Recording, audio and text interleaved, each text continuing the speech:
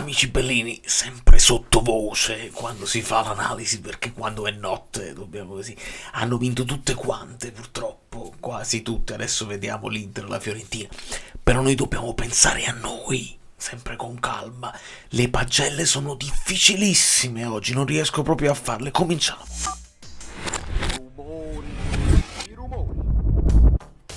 E ci tengo anche a dire che le pagelle sono la cosa più inutile, che diamo i numeri, però come si fa a stabilire la prestazione di ognuno di loro quando sono così diverse tra primo tempo e secondo? Veramente vado in difficoltà. Benvenuto Dark Arrow, sai, una freccia però scura, dark, insomma, non lo so. Lasciate il like e benvenuti a tutti i nuovi iscritti. Andiamo a vedere questi screenshot, riviviamo velocemente la partita per giustificare le pagelle, ma è veramente difficile oggi. Datemi una mano, ditemi la vostra, perché proprio non saprei come farlo. Sempre sottovoce, sempre senza urlare, per motivi familiari, ma anche perché ci piace così. E prima di cominciare con gli screenshot, mi era venuta in mente una cosa che non lo so se vi convince o meno, ma vuoi vedere che il Napoli è una squadra normale? È un'idea rivoluzionaria questa, secondo me. Cioè, l'essere una squadra normale cosa significa? Che alle volte sei capace di grandissime cose, come il primo tempo, così, e alle volte sei capace pure che il giocatore ti sfugge e ti... come Meret. Meret vuol vedere che è un portiere normale, perché poi la differenza tra i portieri fenomenali che fanno quello che ha fatto Meret però per tutta la carriera con grande continuità, questa è la differenza, ragazzi, la continuità. E vuoi vedere che il Napoli in generale è un po' più normale, non è scarsa, non è da uscire dai primi 4-5 posti, non lo è, ma non è nemmeno da ammazzare il campionato come abbiamo fatto 2 anni, le problematiche che sappiamo. Vediamo gli screenshot, vediamo se questo suo nuovo concetto di essere squadra normale, ovviamente tendente al buono, se vi convince, non lo so, vediamo. Ci spostiamo e vediamo che un giocatore normale come Lukaku, che fa molto discutere, al quarto minuto e subito va ad impattare un buon cross di Politano, un giocatore normale, perché poi è capace di mettere, questo sarebbe stato un altro assist. Purtroppo l'impatto finisce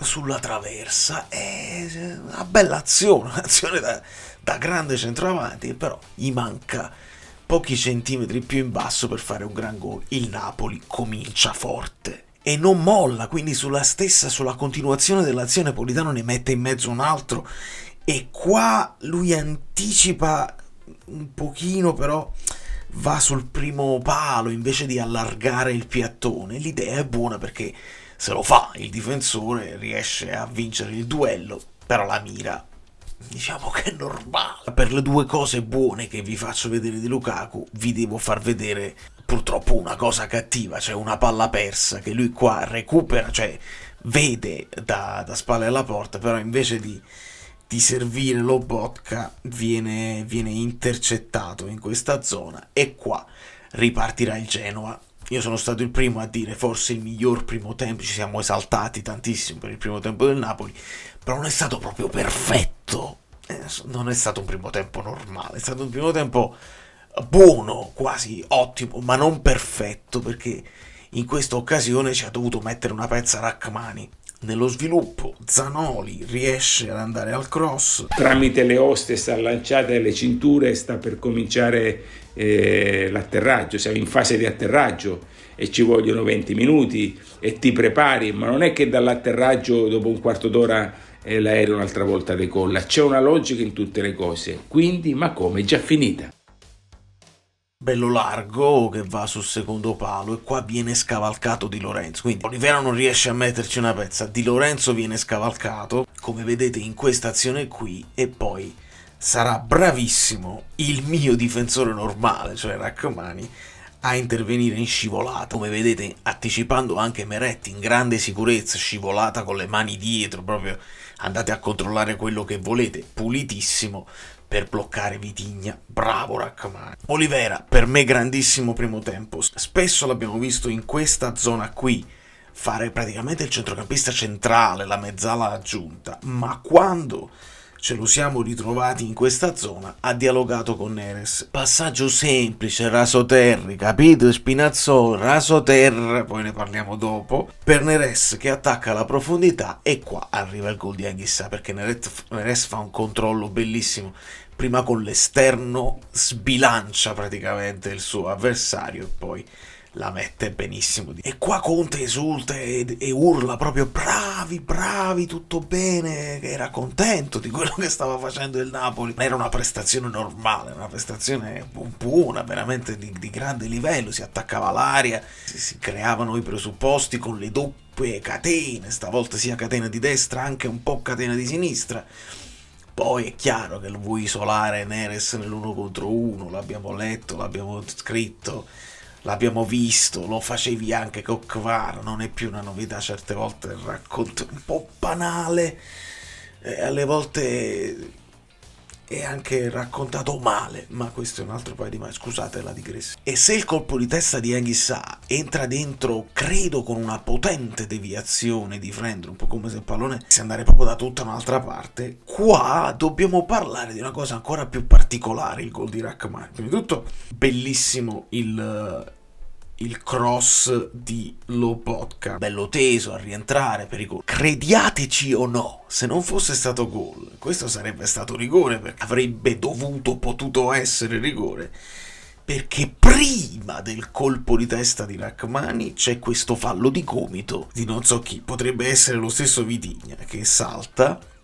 La palla va prima sul gomito, credeteci o meno, andatevela a rivedere. Gomito, testa di Rahmani, che poi prende questa palombella che diventa imprendibile per le ali. Una cosa è le ali e una cosa è quanto è bello Reali. Purtroppo il terzo gol di McTominay, lo scaldabagno di McTominay non può essere convalidato, perché in effetti al momento del passaggio di Lorenzo Politano è leggermente avanti, questione di centimetri, un metro, insomma, cato, perché poi sulla palla sul fondo lì secondo me ci arriva in tempo, proprio c'è uno spicchietto di pallone che non esce, ma nel secondo tempo il Genoa decide di scendere in campo e di giocare a pallone, come aggredendoci fortissimo sulla prima costruzione e mettendoci in difficoltà, non permettendoci quel giro palla che aveva funzionato tanto bene. Uno qua, questo qua. Vedete tutti gli accoppiamenti che si sono creati. È qui che il Napoli è andato un po' in affanno e probabilmente qualche lancio lungo su un Lukaku un po' più performante e avremmo potuto appoggiarci sulla punta per ripartire, per trovare degli spazi, o anche lanciare oltre, perché ci venivano a prendere, quindi essere un po' più corti. Forse ci siamo allungati più che abbassati, perché ho sentito ci siamo abbassati. Non è vero che ci siamo abbassati, secondo me ci siamo allungati. Se fossimo rimasti corti, loro ci avrebbero preso fino a centrocampo e lì potevi scavalcare. Purtroppo non siamo stati in grado.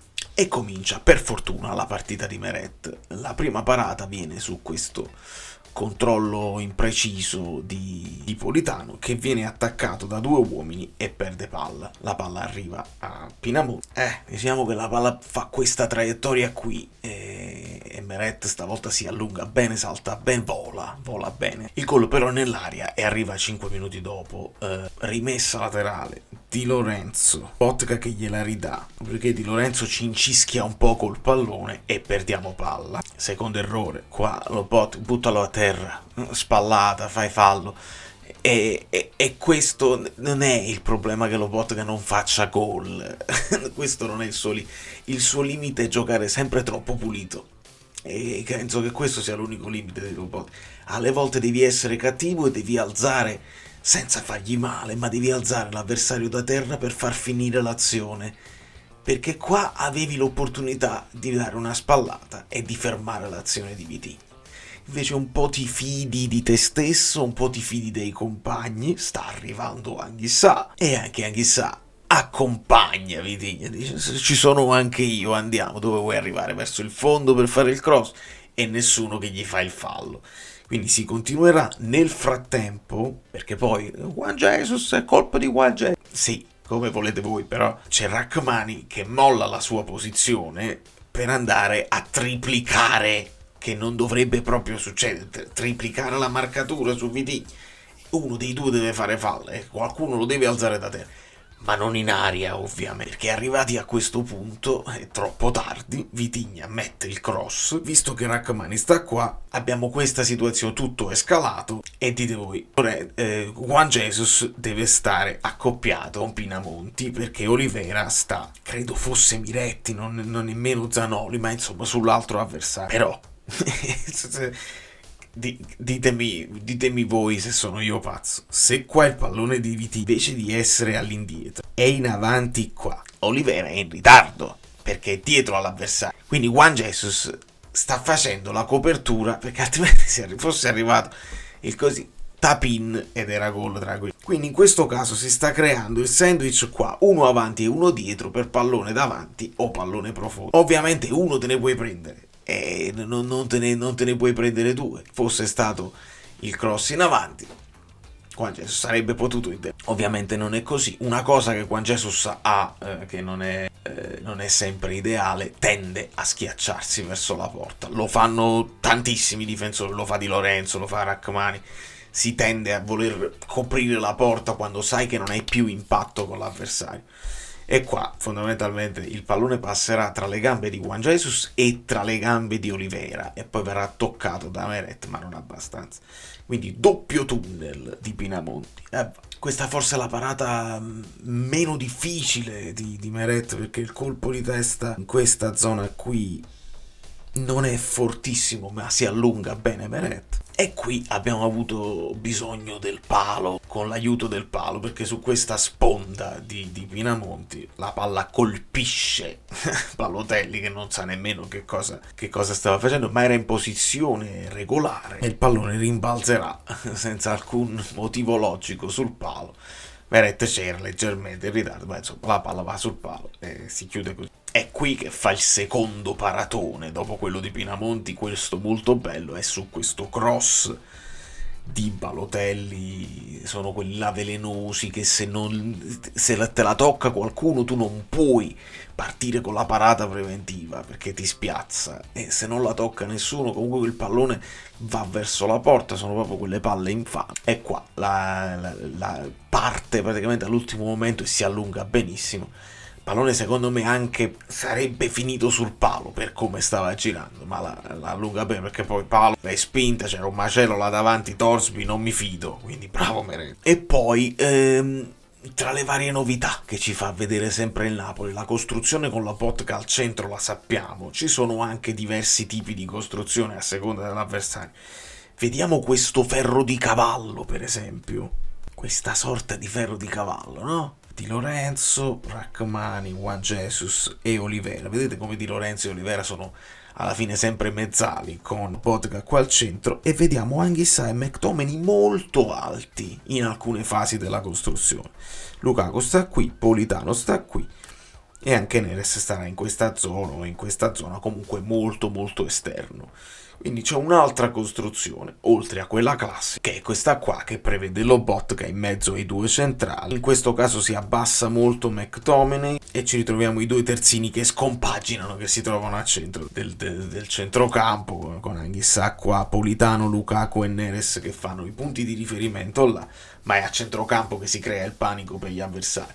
Poi segnaliamo anche che in alcune fasi si è ritrovato anche Di Lorenzo centrale in mezzo alla difesa ad impostare. Insomma, su questo la strada è tracciata e questo è il panico finale, perché all'88esimo, con l'ingresso anche di Spinazzola, siamo in 5 più 1, perché abbiamo anche McTominay qui che è pronto a saltare di testa, sua specialità, sul rilancio del portiere, quindi va a saltare tutti. Ci schiacciamo un pochino nel finalissimo, perché è normale così. Resta più avanzato Anguissa che non McTominay, perché McTominay di testa è più bravo di Anguissa, va lui a fare più copertura delle volte. Anguissa è più dinamico, nonostante il gran fisico. Insomma, quando c'è da stringere i denti lo devono fare tutti. Chiudiamo con questa leggera tirata d'orecchie, sempre a bassa voce, tirata d'orecchie che faccio a Spinazzola, che in questo caso farà questo pallonetto per Kvara, che intercetterà il pallone. Qui dovrà fare un colpo di petto dovrà fermare la sua corsa per fare il colpo di petto al controllo e poi il tiro svirgolato. Insomma, l'algoritmo, ringrazio sempre gli amici di AI Shed, in questo caso, essendoci probabilmente il difensore davanti, l'algoritmo consiglia a Spinazzola di continuare a portare palla a questo punto. Siamo presente anche che era entrato fresco e avrebbe potuto continuare a portare palla in modo tale che poi sarebbero arrivati anche gli altri. Avresti potuto avere la possibilità del cross sul secondo palo. Insomma, portare la palla verso l'area era forse la lettura migliore. Nel momento in cui la palla arriva a Kvara, tentativo di tiro o portare la palla avanti erano le sue le scelte. Ma io non me la prendo qua con Spinazzola, me la prendo prima, perché è qui che prima che il difensore del Genoa si mettesse davanti a Kvara è qua che gli puoi fare il passaggio facile. Gliela dai così, Kvara ce l'ha già sul destro, proprio questo passaggio qua era proprio elementare, invece di portare palla. E infatti pochi frame prima il max game è più alto, perché c'è più possibilità di guadagno e di situazione positiva. Passaggio chiave, Spinazzola qua, invece di portare palla, passaggio chiave, c'avevi Kvara davanti e a quel punto Kvara può portare palla in aria e poi puoi scegliere se andare su Simeone o andare tu, ma insomma vabbè, non fa niente. Voglio aggiungervi dettagli sull'attack momentum che dimostra insomma il primo tempo del Napoli e il secondo tempo del Genoa, anche se ci sono stati dei momenti proprio di panico generale all'inizio e a metà del secondo tempo. Poi c'è stata una fase di stanca della partita. Ritengo che questi numeretti, cioè i voti di SofaScore, li dobbiamo un po' abbandonare, perché ci sono dei calcoli fatti che non sempre mi convincono. Se Meret finisce solo a 6.9 c'è qualcosa che non va, perché io gli do 8 questa volta e loro portano solamente 2 salvataggi, quando io ne conto almeno 3, poi quell'altro va sul palo. Però salvataggi anche su un cross che è insidioso, secondo me va considerato una parata. Quindi su questi numeretti li teniamo presente, però non sono proprio d'accordo, non sempre. Certo che Lobotka finisca 7.8, così come Anghissà e così come Rachmani che hanno segnato, vuol dire che Lobotka è in un'altra categoria. Piace vedere le posizioni medie che ci confermano che Anghissà un po' più avanti per andare a prendere il difensore del Genoa rispetto al McTominay. Continuiamo a confermare che Politano non è più terzino ma è ala destra e che Olivera sta finendo più al centro, vedete proprio sull'11, anche rispetto a Di Lorenzo. Insomma, la differenza è abissale tra il primo tempo 68% di possesso palla, nel secondo tempo 51 e 49, e aumenta gli XG del Genoa e non c'è quasi nulla per noi. Quindi di facile lettura, ci siamo squagliati, loro sono saliti in cattedra e meritavano anche forse il pareggio. Però abbiamo dovuto un portiere in grande forma. Quindi 8 a Meret, se permettete, col pallone del migliore in campo. Di Lorenzo, io ve le ho raccontate le sbavature, insomma, di Lorenzo, le cose buone fatte nel primo tempo non ce le dimentichiamo. Chiudiamo a 6. Come do 7 a Rachmani, 6 a Juan Jesus e 6,5 ad Olivera. Olivera mi è piaciuto tanto, più di Lorenzo.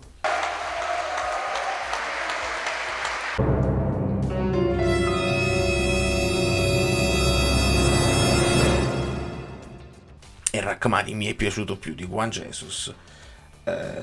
Ripeto quanto detto in live e in reaction, il cartellino giallo quando Juan Jesus è superato a centrocampo per me è una cosa positiva, è quello che deve fare Lobotka, così non segna Pinamonti. Quindi si ribalta completamente la regola del fantacalcio, è più 0,5 per me in alcuni casi. A centrocampo, visto che anche Lobotka non ha fatto quel fallo, si scende a 6,5.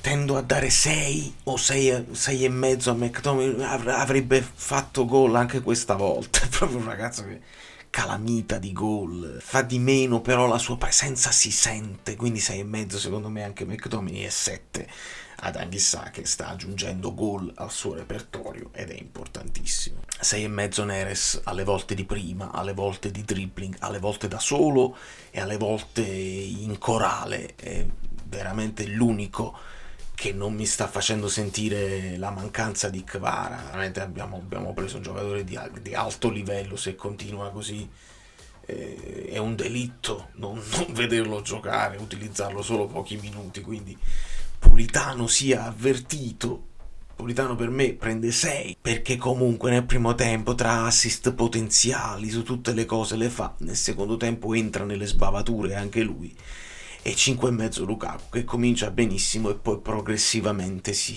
squaglia e sparisce.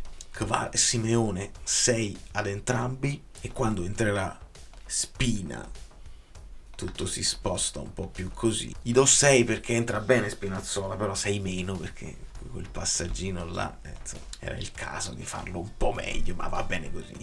Passiamo comunque un buon Natale. E tant'è, amici bellini, ha vinto la Roma in scioltezza, così, ha vinto l'Atalanta, non in scioltezza, ma con un grande CDK, come dolevasi chi mostrare, perché stanno proprio in una fase, una forma, gli vanno bene anche le partite così e così, come anche al Napoli e come anche alla Juventus, che stavolta è andata bene, una partita non facile, c'è da dire. Adesso guardiamoci con molta scioltezza la partita dell'Inter, la partita della Fiorentina, perché avendo loro partite in meno, comunque non ci posso sperare per adesso. Noi come squadra normale stiamo facendo secondo me delle grandissime cose, e che Conte sia arrabbiato nel post partita è una cosa molto positiva. Da New York, Valerio Frudo è tutto. Fatemi sapere i vostri voti, che ci tengo molti. Lasciate i like finali, per esempio, ci tengo molti a bassa voce, però senza urlare,